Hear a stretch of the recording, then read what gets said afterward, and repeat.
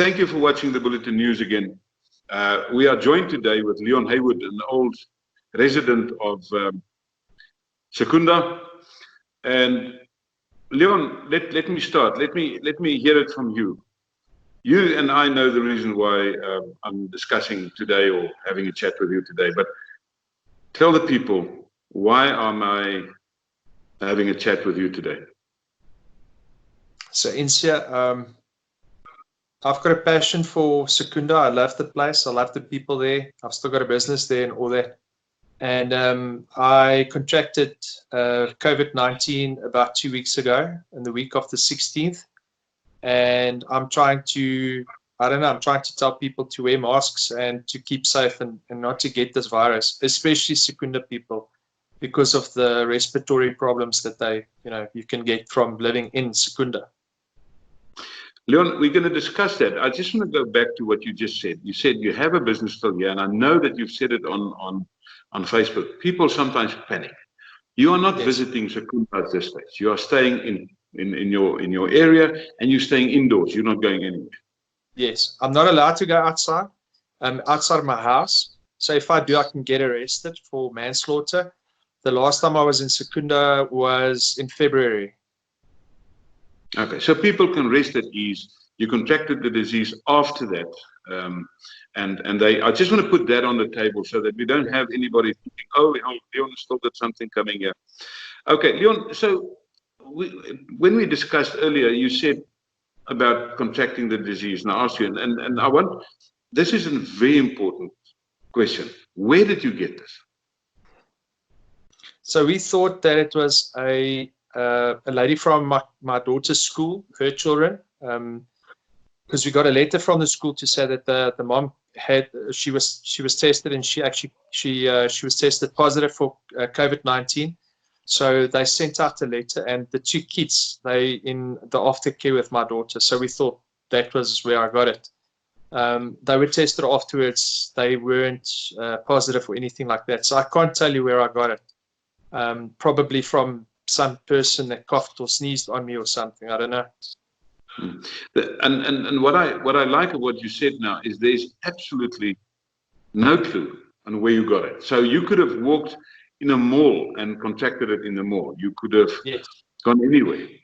Yes. And it's unseen, undetected, I think, normally. Just by walking, you could get it.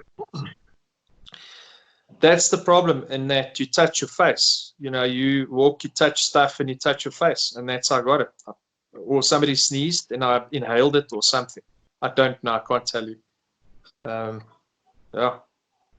Okay, that's quite important, because I think people think that you have to have this contact, and it's fine to be close by, and it's fine to do all these things. You were innocent somewhere, and now your family is affected with this whole thing as well. All right. Like you told me earlier, your wife has it as well. We're not going to go into the whole thing, and you've got two small children, and you can't even stay with them. You have now isolated yourself in the house as well. Well, the doctor said that the possibility of them having it is about 99%, but they've still asked me, and the nurse that came to see me from the Department of Health, to tell me that I've got to stay on the other side of the house. I've got to self-isolate and quarantine myself. But doing that with two little kids is very difficult, especially if your daughter is 5 years old. And she's asked me a couple of times if I think I'm going to die. And she's been crying and wanting to throw up because it's stressful for her. She doesn't understand this whole thing. So, yeah. I want to stress the point. I've touched my face twice now, and I've been trying to keep away from it. And my eye is itching and my cheek is itching because we don't want to touch ourselves. It's a problem. But just going back to that, it affects everybody so adversely that it's not worth the risk to take, apart from the fact that there's a mortality rate coupled to this as well, which shoots it up to there as a dangerous virus, I think.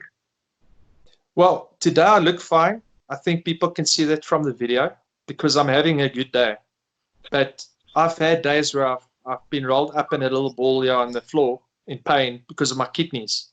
I've had days where it feels like I've got arc eyes because my eyes are so sore, and it's not something that you expect from this illness, but it's there.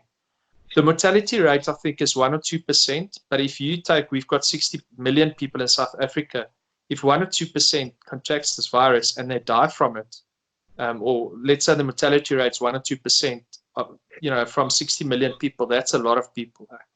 So it's not a walk in the park. It's not a normal flu or cold or anything like that. It's really serious.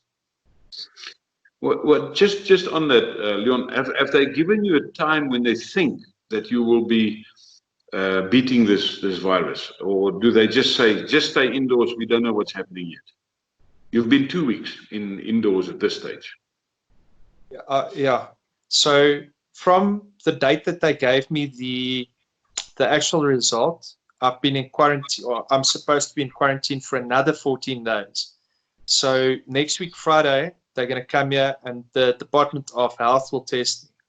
What's scary for me is that the nurse that came to see us and give us the rundown of what we shouldn't be doing, last week, Friday, when she was here, had already been working 7 days, every single day from 8 o'clock in the morning till about 5 o'clock every afternoon. And she'd only been seeing in the Krugersdorp area people that's got positive tests results for the COVID-19.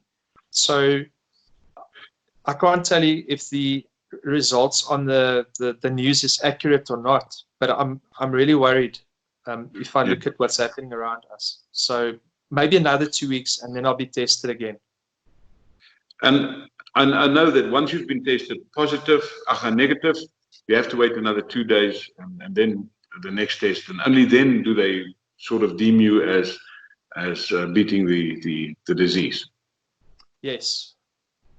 You wrote something on Facebook that I really think we must tell people as well. The nurse that came, or you wrote the sister. I first thought it was your sister, but I realized later that I'm not reading this correctly.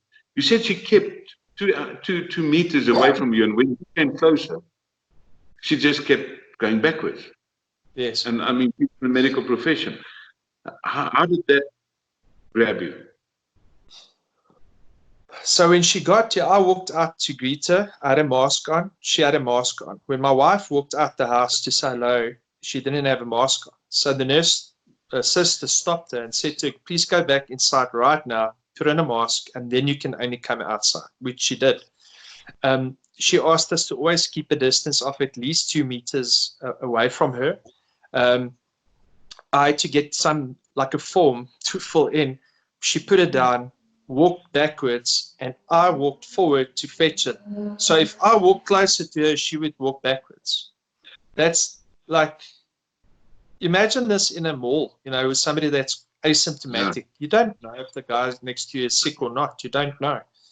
If this is how the nurses feel about this, and the doctors and the patient, people about the patients, it's not. Yeah, it's a really bad illness. It's not easy or nice.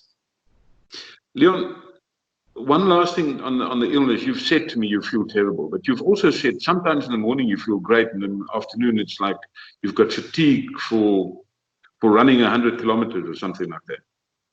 Yes. So today's a good day. Yesterday was a good day. The days before, I'd start in the afternoons or in the mornings 100%. And I said to my wife, no, we're fine. I think we're okay now. I've beaten it. I'm through the worst. And by the afternoon, I've got to lie down. And then I'll sleep from 3 or 4 o'clock till the next morning, 8 o'clock. It's a tough thing, this. It hurts your kidneys, your eyes, you've got fatigue where you tell yourself, get up and go to the bathroom, and your body doesn't want to work or doesn't want to do that. So, yeah, it's not nice.